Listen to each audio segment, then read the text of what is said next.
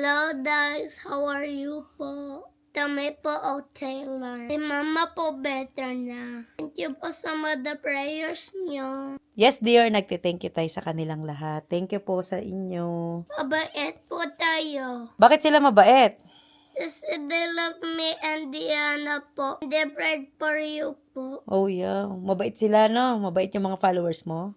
Yes po. At tatanungin kita, dear. What did you think when Mama was in the hospital yesterday? Feel worried and sad Why? because you have blood in your hand.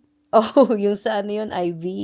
Why are you worried? Hindi ka naman pupunta sa hospital. And I don't want to lose you, Mama. Alam mo, ibig sabihin ng I don't want to lose you? Ayaw tumawala si Mama. Hindi mawawala si Mama, dear. Nakakaiyak ka naman. Ano ba yan? May ginawa lang na test sa akin.